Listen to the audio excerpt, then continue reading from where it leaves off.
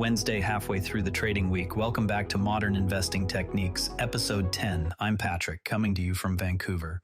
Today is April 1st, 2026. We're right in the heart of the trading week, which makes this the perfect moment to reassess the positions we opened on Monday, scan the fresh market action, and look for new tactical setups that can give us an edge over simple index holding. Before we dive in, the standard but important reminder, everything we discuss on this show is strictly for educational and entertainment purposes. The practice investment of the day uses completely simulated trades with no real money at risk. I am not a licensed financial advisor, and nothing you hear here constitutes financial advice, investment recommendations, or a solicitation to buy or sell any security. Always do your own thorough research and consult a qualified financial advisor before putting any of your hard-earned capital to work. Past performance is never a guarantee of future results. Let's start with the big picture. World stocks are rocketing higher this morning on growing optimism that the Iran conflict could be heading toward a rapid conclusion. That hope has sent S&P 500 futures surging as much as 2.9% in early trading. Looking at the actual levels, the S&P 500 is currently trading at 6,529, up a very healthy 2.9% on the day. The NASDAQ Composite is performing even stronger, sitting at 21,591, higher by 3.8%. Here at home, the TSX Composite closed at 32,768, posting a solid 2.6% gain. The primary catalyst behind this impressive move is clear. Investors are breathing a collective sigh of relief as credible signs emerge that the Iran war may de-escalate sooner than many feared just days ago. That easing of geopolitical tension is quickly removing the energy price premium that had been weighing on global equities for the past couple of weeks.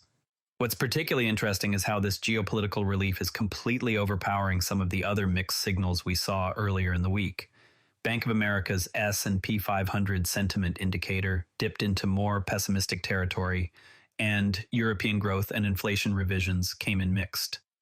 Yet the market has chosen to focus almost entirely on the potential end to the Middle East conflict.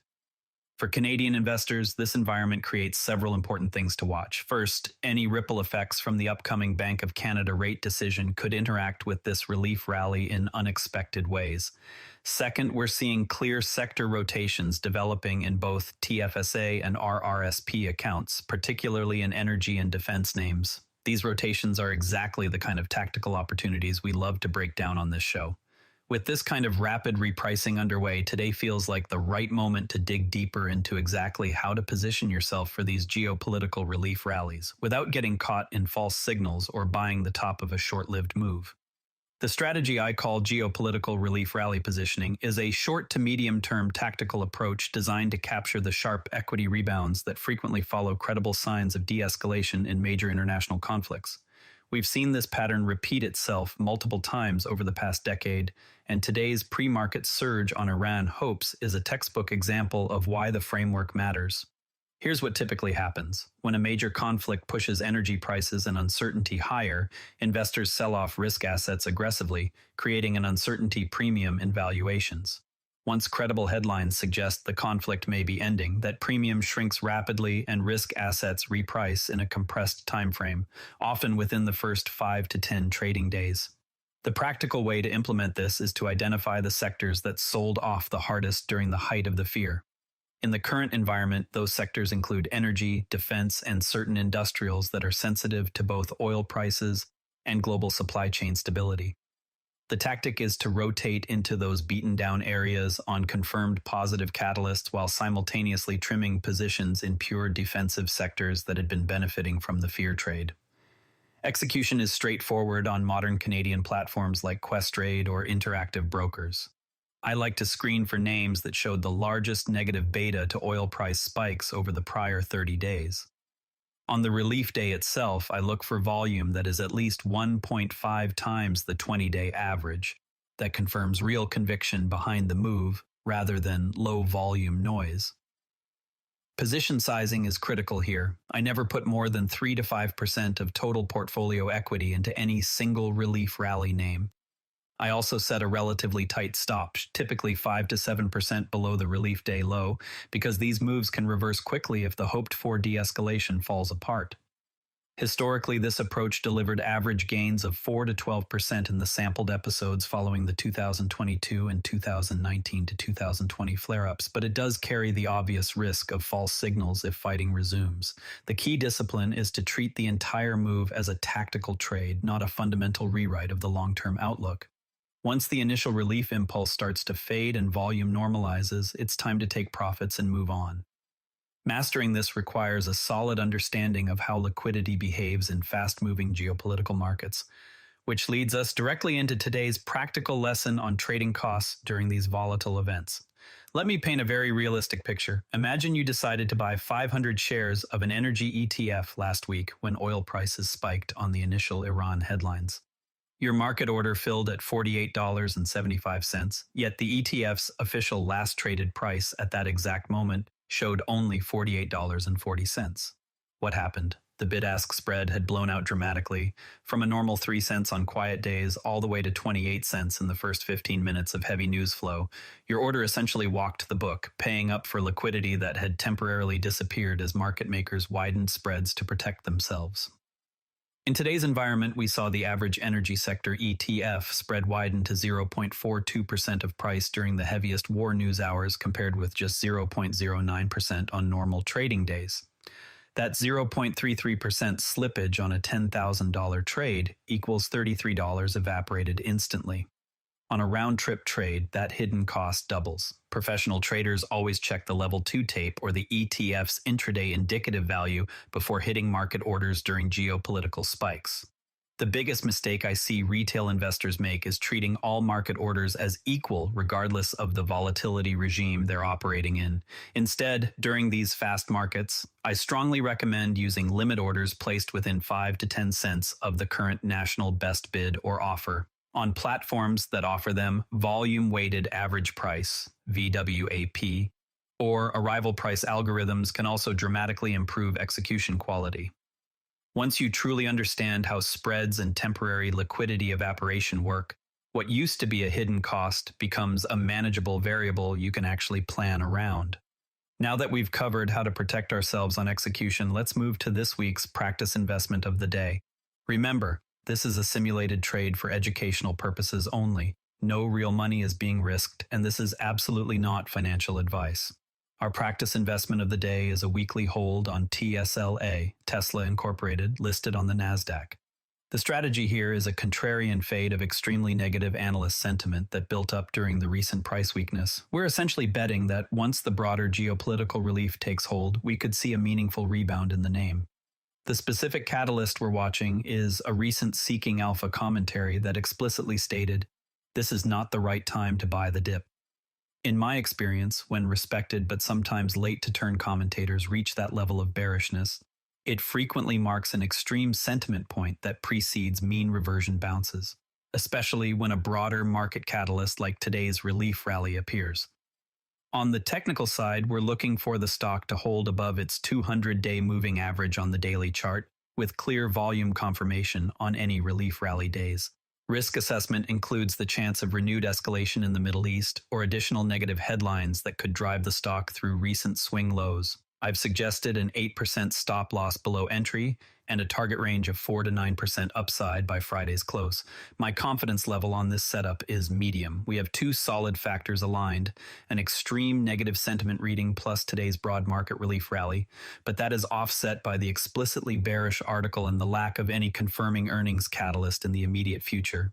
This trade is a great teaching example of how to use contrarian signals from respected analyst commentary as a sentiment filter rather than treating it as gospel. I encourage all of you to start logging the exact headline tone on days when broad relief rallies appear and then track the subsequent 5-day forward returns. Doing this consistently builds a repeatable edge in spotting when negative narratives become overcrowded. Even if this simulated position ends up losing money, the discipline of documenting sentiment extremes will sharpen your pattern recognition for future setups. That's ultimately how you turn the market's emotional swings into a personal edge. Yesterday, we officially closed our previous weekly hold on SoFi. That was a contrarian mean reversion play based on elevated short interest against a fundamentally improving digital banking franchise.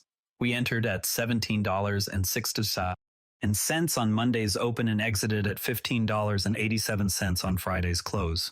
The simulated position lost 7.49%, which equals a $74.91 loss on a 1K to about $1,000 simulated position. Our running total now sits at minus $74.91 across 2 trades. Win rate is 0 wins out of 2 total trades.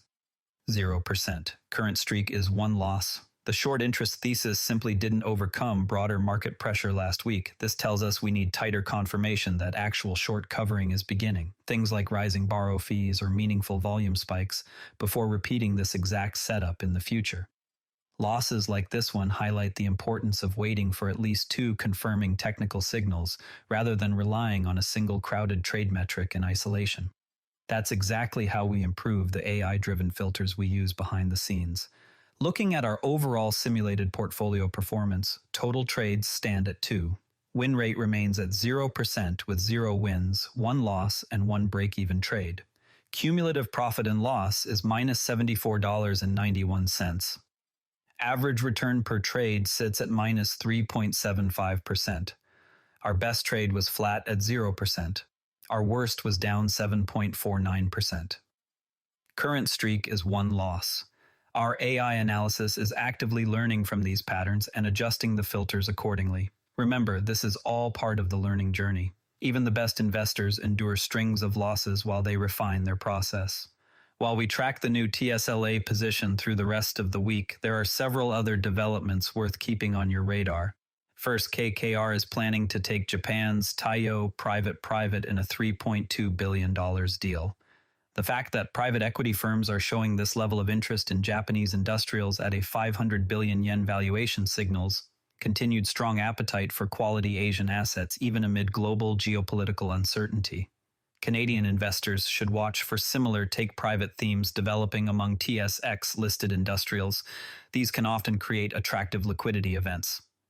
Second, India's IPO market continues to show remarkable resilience.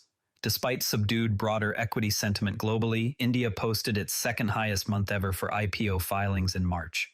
This underlying entrepreneurial optimism could eventually spill over into emerging market ETFs held inside Canadian RRSPs and TFSAs. I'll be monitoring for follow-through strength over the next 30 to 60 days. Third, Warren Buffett's Berkshire Hathaway reportedly added to its cash holdings again this week. In an environment filled with geopolitical shocks and shifting growth forecasts, maintaining 10 to 15% cash inside a TFSA can give you valuable dry powder to deploy into relief rallies without being forced to sell other positions at inopportune times. Finally, the European Union is weighing new strategies to calm high energy prices tied to the latest Iran developments, including possibly reactivating post-2022 energy measures. This could create short-term volatility in both oil and utility names. Canadian investors with energy exposure should be prepared for possible policy-driven mean reversion trades in the coming weeks. To stay on top of these fast-moving stories, having the right tools really does make all the difference. 2 platforms I frequently recommend to serious Canadian and US investors are the Bloomberg Terminal Lite and the Bloomberg mobile app. These give you scaled down but still powerful versions of Bloomberg's legendary data feeds and can often be accessed through premium brokerage relationships or directly via the mobile application. The real edge comes from the real-time GEO and NI news filters that let you scan for Iran-related headlines while simultaneously seeing energy price impact scores. I suggest setting custom alerts for phrases like de-escalation or ceasefire talks and pairing them with price alerts on key energy ETFs. Even the mobile version is sufficient for daily monitoring and can be had without paying for the full terminal cost. This tool effectively turns noisy geopolitical news into a sortable, quantifiable signal stream. Another practical option is the Seeking Alpha Sentiment and Article Alert system. The platform's free and premium article feeds can be filtered by author rating and bullish or bearish tags. I like to create watch list alerts for any new article on a held name that carries an explicitly negative headline within 48 hours of a broad market relief rally. This has historically been an effective way to flag potential short-term reversal points. Premium subscribers can set email or text alerts. The key is to use it to cross-reference your own thesis rather than treating it as a sole decision driver. Before we wrap up today's episode, let me give you one thing to watch closely tomorrow. whether our simulated TSLA position can hold firmly above its 200-day moving average as this relief rally continues to mature. That technical level will tell us a lot about whether the contrarian rebound has real legs. That's your modern investing techniques for today. Every single episode is designed to make you a sharper, more disciplined investor. If you're finding value here, please subscribe, leave a review, and share the show with fellow investors who want to move beyond simple index fund returns. We'll be back tomorrow with fresh market intelligence and another practical lesson you can actually use with your own portfolio. Critical financial disclaimer. This podcast is for educational and entertainment purposes only. Nothing discussed constitutes financial advice, investment recommendations, or solicitations to buy or sell securities. The practice investment of the day uses simulated trades with no real money. It is a learning exercise to demonstrate analytical techniques. Past performance does not predict future results. Markets involve risk of loss. Always do your own research and consult a licensed financial advisor before making investment decisions. The host and NARA network have no fiduciary relationship with listeners. This podcast is curated by Patrick, but generated using AI voice synthesis of my voice using ElevenLabs. The primary reason to do this is I unfortunately don't have the time to be consistent with generating all the content and wanted to focus on creating consistent and regular episodes for all the themes that I enjoy, and I hope others do as well.